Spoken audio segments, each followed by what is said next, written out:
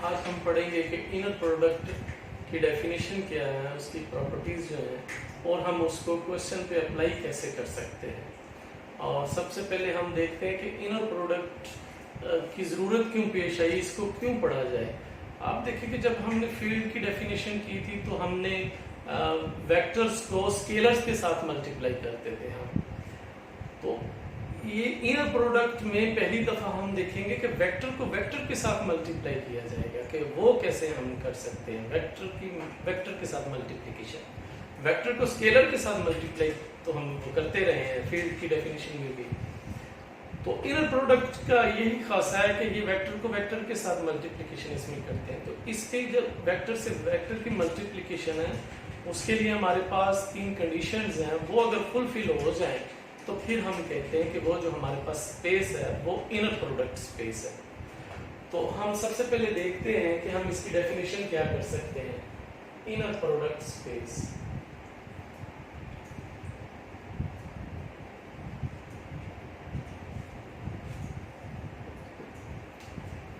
हम लेट कर लेते हैं कि हमारे पास जो कांस्टेंट है अल्फा बीटा है वो बिलोंग टू फील्ड है। हमने 2 मेंबर्स लिए अल्फा बीटा फील्ड में से उनकी सिलेक्शन की और हमारे पास u v w ये 3 हमने वेक्टर स्पेस में से लिए, वेक्टर स्पेस ऑफ रेफरेंस, यानी 3 हमने वेक्टर्स ले लिए और 2 हमने स्केलर्स ले लिए। अब जो 2 वेक्टर स्केलर लिए हैं और 3 हमने वेक्टर्स लिए हैं एंड ए फंक्शन, अब फंक्शन हमारे पास देखिए किस तरह का है कि 2 एलिमेंट्स के बीच a linear product such that v cross v, अब हम मल्टीप्लाई कर रहे हैं वेक्टर को वेक्टर से, इंप्लाइज दैट फील्ड, और फील्ड में से आ जाए इस कॉल्ड, इस फंक्शन को हम कहेंगे is called inner product space if it satisfies the following axioms।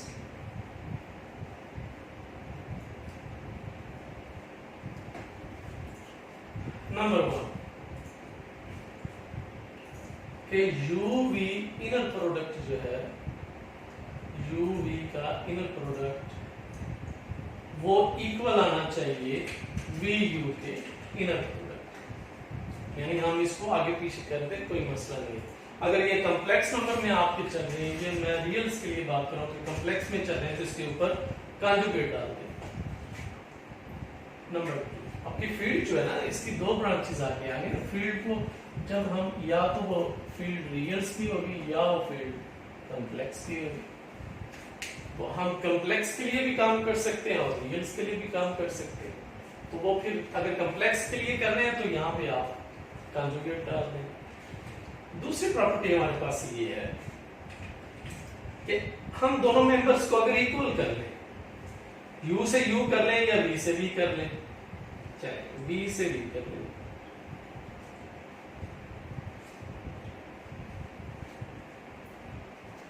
ये हमेशा ग्रेटर देन इक्वल टू होना चाहिए if and only if v vector is equal to 0। अगर हम यहां से ये पूरी प्रॉपर्टी इस तरह से पढ़ें इसको, तो uv inner product greater than equal to 0,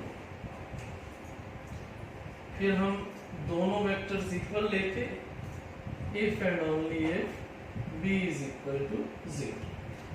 तो पहले हम ये साबित कर देंगे फिर प्रॉपर्टीज में कि ये ग्रेटर देन इक्वल टू 0, फिर हम दोनों को इक्वल लेके 0 को इक्वल रख के वहां से साबित करेंगे कि अगर आपके इनर प्रोडक्ट्स पे 0 की इक्वल आ जाती तो इसका मतलब v भी आपका 0 है। तीसरी प्रॉपर्टी हम पढ़ते हैं कि हमारे पास अगर ये जो अल्फा बीटा हमने लिए हुए थे स्केलर्स, अगर एक को हम मिला दें u के साथ और बीटा को हम मिला दें v के साथ, तो alpha you plus beta V comma W is equal to, जब आप W के साथ इसका इनर प्रोडक्ट लेंगे तो अल्फा स्केलर ज्यादा निकाल देंगे, U का इनर प्रोडक्ट W के साथ प्लस बीटा और V का इनर प्रोडक्ट W के साथ। अब ये तीन प्रॉपर्टीज अगर सेटिस्फाई कर जाए किसी भी वेक्टर स्पेस में, तो हम कहेंगे कि हमारे पास जो एक फंक्शन हम ले रहे हैं कि इनर प्रोडक्ट जो है ये वाला फंक्शन, वो फिर क्या कहलाएगा, inner product. Then this implies that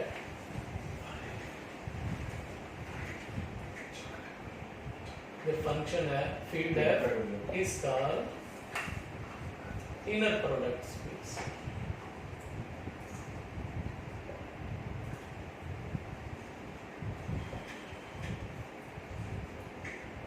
तब हम इसको कहेंगे कि ये हमारे पास क्या आ गया, इनर प्रोडक्ट। तो ये तीन हमारे पास कंडीशंस अगर सेटिस्फाई होंगी तभी इनर प्रोडक्ट साबित हो सकेगा। एक भी कंडीशन फुलफिल ना हुई तो हम कहेंगे कि ये इनर प्रोडक्ट स्पेस नहीं है। UV inner product is equal to VU, UV inner product हम साबित करेंगे ग्रेटर देन इक्वल टू 0 होता है, और दो वेक्टर्स हम इक्वल कर दें, 0 की को रख दें, तो इसका मतलब ये है कि हमारे पास एक वेक्टर जरूर 0 है, और फिर हम अगर स्केलर साथ ऐड अप कर लें तो वो इनर प्रोडक्ट से बाहर आ जाएंगे। तो अब हम एक एग्जांपल लेते हैं और इन्हीं तीनों जो हमारे पास एक्सिम्स हैं इन्हीं को ही हम सेटिस्फाई करवाते हैं। तो हमारे पास एक एग्जांपल है,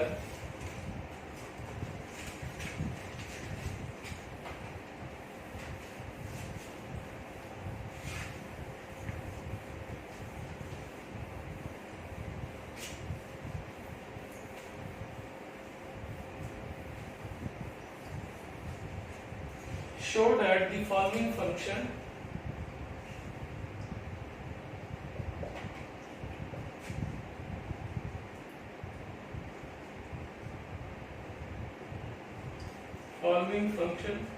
defines an inner product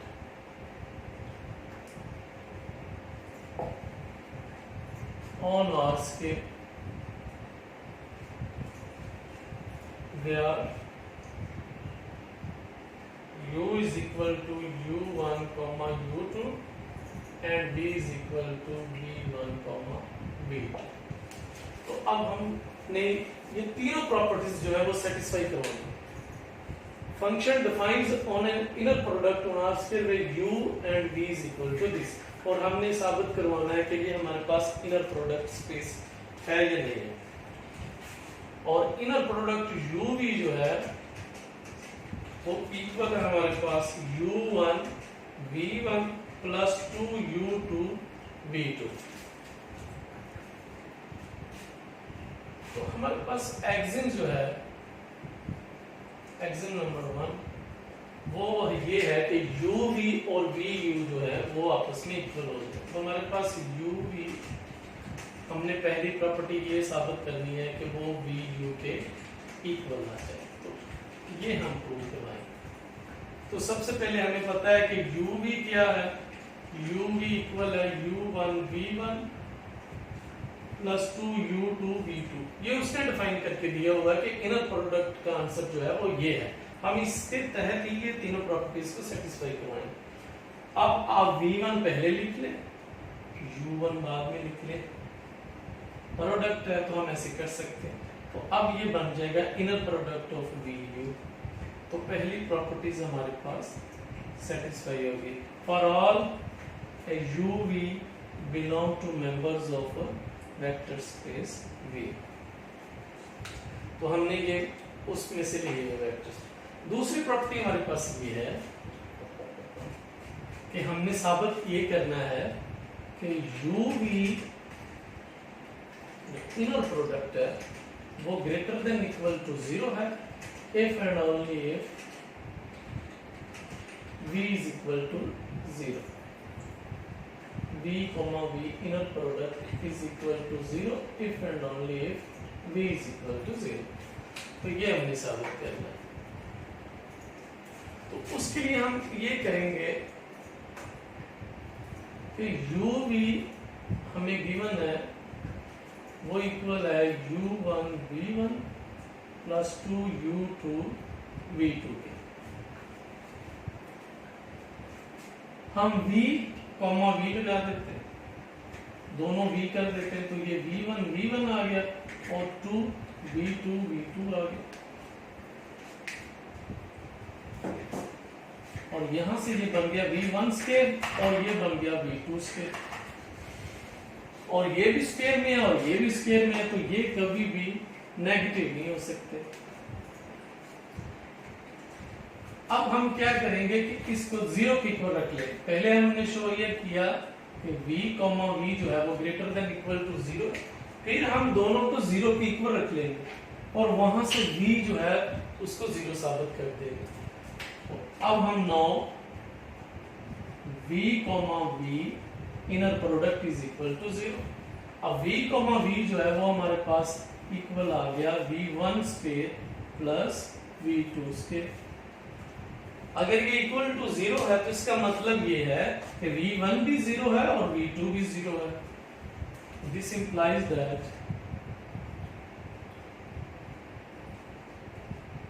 v1 0 also v2 is equal to 0।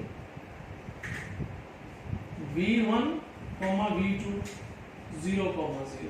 अब v1 v2 is equal to v, इसका मतलब ये निकला है दिस इंप्लाइज दैट v जो है वो आपके पास 0 आ गया, v की वैल्यू हमारे पास 0 आ गई। तीसरी प्रॉपर्टी हमारी रहेगी, अगर वो भी हम सेटिस्फाई करते हैं तो इसका मतलब ये है कि जो हम स्पेस पढ़ रहे हैं ये हमारे पास इनर प्रोडक्ट स्पेस है। तीसरी प्रॉपर्टी में हम स्केलर को लेके आते हैं अल्फा बीटा जो कि मेंबर्स हैं फील्ड के। अब तीसरी प्रॉपर्टीज याद रखनी है आप लोगों ने कि अगर alpha u plus beta we है और उसका इनर प्रोडक्ट W से लिया जा रहा है तो हम उसको लिख सकते हैं कि U का W के साथ इनर प्रोडक्ट प्लस बीटा और V का W के साथ इनर प्रोडक्ट। इसको अब हमने सेटिस्फाई करवाना है, तो उसके लिए सबसे पहले ये है कि अल्फा U क्या है, U हमारे पास है U1 U2, यानी अगर हम इसको मल्टीप्लाई करें तो हमारे पास अल्फा U1 अल्फा U2 आ जाएगा। और फिर हमें बीटा V की जरूरत है और बीटा V हमारे पास होता है बीटा, और V की जगह पे हम लगा देंगे V1 V2, तो ये आ जाएगा बीटा V1 और बीटा V2। अब इन दोनों को फिर ऐड भी करना है हमने, तो फिर जब हम इनको ऐड करेंगे alpha you plus beta v को तो हमारे पास ये बन जाएगा alpha u1 alpha u2 plus beta v1 beta v2। तो हमारे पास alpha u plus beta v का जो आंसर है वो ये आ जाएगा। अब हमने इसका इनर प्रोडक्ट लेना है W के साथ, और W इज इक्वल टू जिस तरह हमने U1 U2 और V1 V2 लिए हुए हैं इसलिए W हम लेंगे W1 W2, और वो भी वेक्टर स्पेस V में से लिया हुआ है। Now W is equal to W1 W2।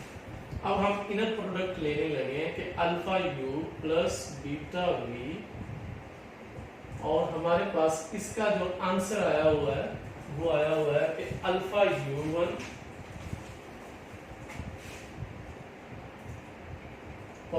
Alpha u2 plus beta v1 beta v2। अब इसका इनर प्रोडक्ट आएगा विद W, यानी W1 W2। जिस तरह हम मल्टीप्लाई करते थे कि इसका इसके साथ इनर प्रोडक्ट और अल्फा को हम बाहर कॉमन ले लेते हैं। इसी तरह ये सारा ठीक। अब हम पहले मेंबर्स को इसके साथ alpha u1 comma alpha u2, इसका इनर प्रोडक्ट आ जाएगा w1 के साथ। और जब हमने इसकी डेफिनेशन बीच में प्लस लगाएंगे और दूसरा मेंबर्स जो है वो आपके साथ इसी पैटर्न से आ जाएगा, beta v1 comma beta v2 into w2। अब यहां से कॉमन आ रहा है अल्फा और ये आ गया u1 कॉमा u2 ओमेगा 1, और यहां से बीटा कॉमन आ रहा है और यहां से आ जाएगा v1 कॉमा v2 w2।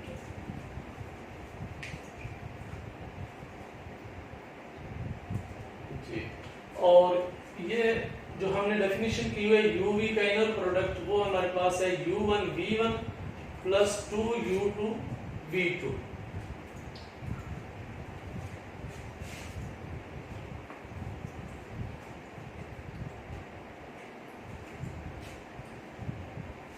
यानी जब हम इनके साथ इनका करेंगे इनर प्रोडक्ट u1 का w1 के साथ, तो हमारे पास u1 का w1 के साथ उसी तरह u1 w1 plus 2 u1 w1 इस तरह आ जाएगा।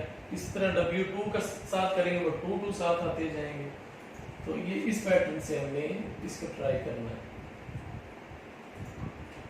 तो इसको जब हमने w1 के साथ मल्टीप्लाई किया तो हमारे पास ये मेंबर्स बन जाएंगे, यानी अल्फा का u और w के साथ इनर प्रोडक्ट आ गया और बीटा का v और w के साथ इनर प्रोडक्ट इसी पैटर्न से आ जाएगा। यानी ये प्रॉपर्टीज हम उसी पैटर्न से कांस्टेंट को बाहर निकाल देंगे और बाकी u का w के साथ इनर प्रोडक्ट बन गया और v का भी w के साथ इनर प्रोडक्ट बन जाएगा।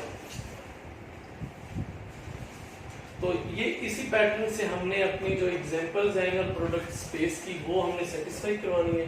तीनों अगर सेटिस्फाई हो जाएंगी फिर आपका जो इनर प्रोडक्ट होगा वो 0 हो जाएगा। एक रिमार्क भी याद रखिएगा कि अगर फर्ज करें कि u और v का इनर प्रोडक्ट आप किसी का ले रहे हैं और आंसर 0 आ रहा है, तो इसका मतलब हुआ करेगा कि u वेक्टर्स जो हैं ये आपस में u v परपेंडिकुलर वेक्टर्स हैं, तभी answer u v inner product का 0 के इक्वल आता है। अगर ये परपेंडिकुलर ना हो तो आंसर कभी भी 0 नहीं आता है। तो इसलिए u v का जब भी आप देखिए कि इनर प्रोडक्ट जो है वो 0 की इक्वल है तो लाजमी तौर पे u परपेंडिकुलर होगा v के। और इसी तरह अगर v, u है तो उसका भी वही मतलब है कि v और u आपस में परपेंडिकुलर है। तो ये हमारी 3 प्रॉपर्टीज हैं। अगर ये सेटिस्फाई हो जाए करेंगी तो ऐसी स्पेस को हम इनर प्रोडक्ट स्पेस कहा करेंगे। अगर ये सेटिस्फाई नहीं होगी तो हम कहेंगे कि ये जो स्पेस बन रही है वो इनर प्रोडक्ट स्पेस नहीं है। तो इसी पे ही आप काम करेंगे, इसी पे हम एग्जांपल लेके आएंगे, यही हमने सॉल्व करना है। तो आगे चल के हम मजीद इसकी एग्जांपल लेके आएंगे और इनको सॉल्व करेंगे। आज के लिए हमारा लेक्चर इतना ही है। अल्लाह हाफिज।